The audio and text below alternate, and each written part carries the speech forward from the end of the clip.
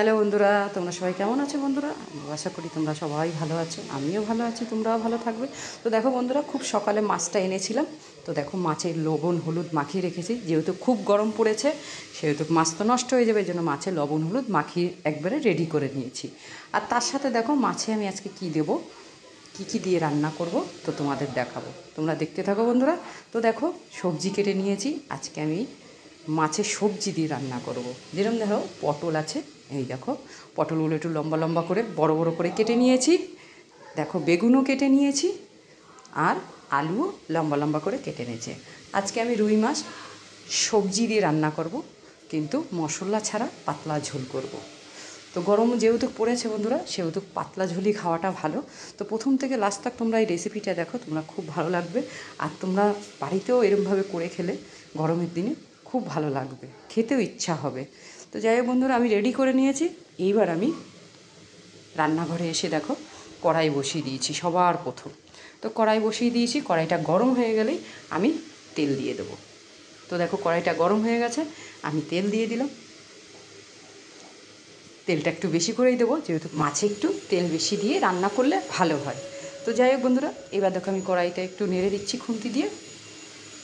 তেলটা গরম হয়ে গেলেই আমি মাছগুলো এক এক করে ভেজে নেব। কেন তেলটা একটু চারিদিকে ছড়িয়ে দিলে মাছটা লাগতে পারবে না, এই জন্য আমি তেলটাকে একটু খুন্তি দিয়ে ছড়িয়ে দিলাম। তো দেখো মাছ দিয়ে দিচ্ছি, মাছগুলো আমি এক এক করে সব ভেজে নেব। তো দেখো মাছগুলো দিয়ে দিচ্ছি। মাছ দেওয়ার পরে কী করবো তোমাদের তো দেখাবোই। ততক্ষণ বন্ধুরা এক পিঠ হতে লাগুক, পরের পিঠটা আমি আবার উল্টে দেবো। তো দেখো এক পিঠ হয়ে গেছে, এই দেখো এবার আমি এক এক করে উল্টে দেবো মাছগুলো। এই দেখো বেশি লাল করব না, এক পিঠ যেহেতু হয়ে গেছে ভাজা, আর এক পিঠ আমি একটু লাল ভাব আসলেই আমি মাছগুলো। তো দেখো আর এক পিঠ উল্টে দিলাম। এবার আর এক পিঠ উল্টে দিয়ে এবার মাছগুলো আমি দু পিঠ হয়ে গেলেই আমি নামিয়ে নেব। ততক্ষণ বন্ধুরা আর এক পিঠ হতে থাকুক। তো বন্ধুরা এইভাবে যদি তোমরা বাড়িতে করে খাও খুবই ভালো লাগবে। তো দেখো মাছটা আমি এবার দেখো নামিয়ে নেব। এই দেখো মাছ দুই পিঠই হয়ে গেছে। এই দেখো বেশি লালও করিনি আর বেশিও ভাজিনি, কেননা বেশি মাছ ভাজলে ছাবা হয়ে যায়। তো বন্ধুরা দেখো মাছ ভাজা হয়ে গেছে, আমি এবার যা তেল আছে এই তেলের মধ্যে আমি সোমবারটা দিয়ে দেবো। আমি আজ কালি জিরে সোমবার দেবো রুই মাছে। তো দেখো কালি জিরে সোমবার দিয়ে যদি পাতলা ঝোল করো রুই মাছে, খুব খুব সুন্দর লাগে আর খেতেও খুব টেস্ট লাগে। তো এই ঝোল দিয়েই আপনারা এক থালা ভাত খেয়ে নিতে পারবেন। তো দেখো আমি সবজিগুলো দিয়ে দিলাম। এবার সবজিগুলো আমি একটু তেলের মধ্যে নাড়াচাড়া করে নেবো। তেলের মধ্যে একটু নাড়াচাড়া করে নেবো। এই দেখো একটু তেলের পরে নাড়াচাড়া করে নিলে খেতেও টেস্ট হয় একটু। এবার আমি একটু মাপ মতন লবণ আর হলুদ দিয়ে দেবো। তো দেখো মাপ মতন আমি লবণ দিয়ে দিচ্ছি, যেহেতু এগুলোর একটু তেলের মধ্যে কষিয়ে নিতে হবে। আর একটু হলুদ দিয়ে দেবো, সামান্য সামান্য হলুদ দিয়ে দেবো। এবার এগুলো আমি ভালো করে তেলের মধ্যে একটু কষিয়ে নেব। এবার দেখো আমি একটু নেড়ে নেব। তো নেড়ে নেব। তো বন্ধুরা রুই মাছ দিয়ে যদি আপনারা সব রকম সবজি দিয়ে বাড়িতে রান্না করে খান খুবই ভালো লাগবে, আর একবার খেলে বারে বারেই খাবে। আর সবজির তো খুবই একটা স্বাদ থাকে, মাছেরও একটা স্বাদ। তো দেখো লঙ্কাগুলো কেটে রেখেছিলাম, সেই লঙ্কাগুলো আমি এবার দিয়ে দিলাম।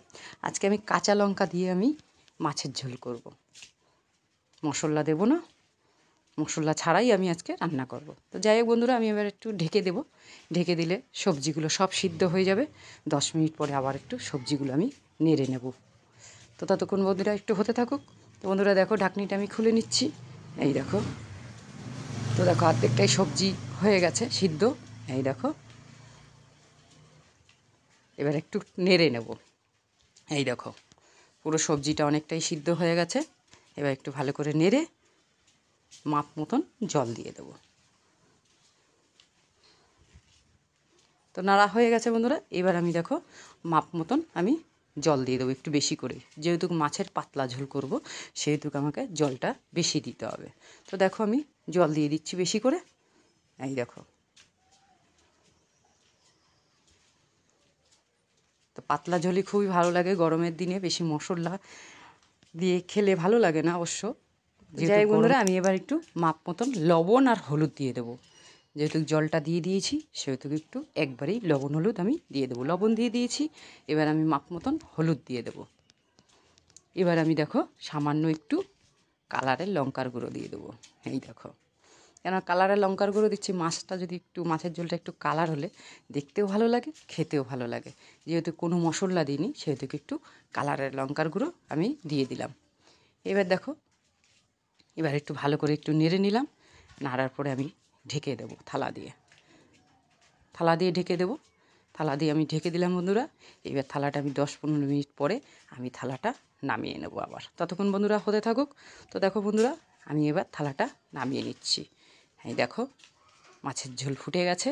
এই দেখো, আমি একটু নেড়ে নিচ্ছি। এই দেখো, এরকম পাতলা ঝোলই হবে। এই দেখো,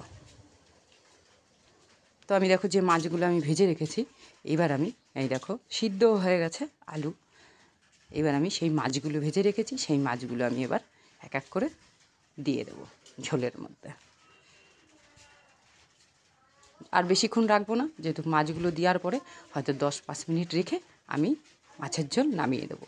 বেশি যদি আমি রাখি আর বেশি যদি আমি ফুটাই তাহলে ঝোলটা টেনে যাবে। এই জন্য আমি মাছগুলো দেওয়ার পরে একটু মাছের ঝোলটা একটু ফুটে গেলেই আমি নামিয়ে নেব। আর আমি বেশিক্ষণ রাখবো না। তো বন্ধুরা, রোজদিনই একটা করে রেসিপি দিচ্ছি। তো রুই মাছের পাতলা ঝোল সবজি দিয়ে কেমন লাগলো তো কমেন্টের দ্বারা জানাবে, আমি রিপ্লাই দেবো। তো বন্ধুরা দেখো, নামার একটু আগে আমি একটু গরম মশলা দিয়ে দেবো। গরম মশলা দিয়ে একটু নেড়ে নেব। নেড়ে আমি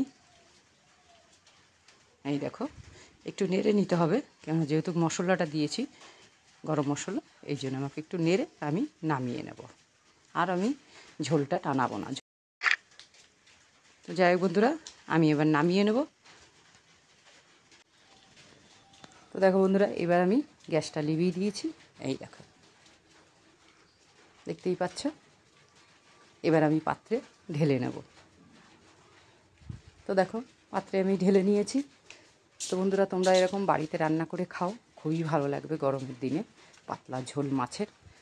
তো আজকে আমি এখানেই রাখবো বন্ধুরা, কালকে আবার তোমাদের সামনে আসব। তোমরা ভালো থাকবে, সুস্থ থাকবে। আবার তোমাদের সামনে কালকে আমি আসব। তো বন্ধুরা রাখছি।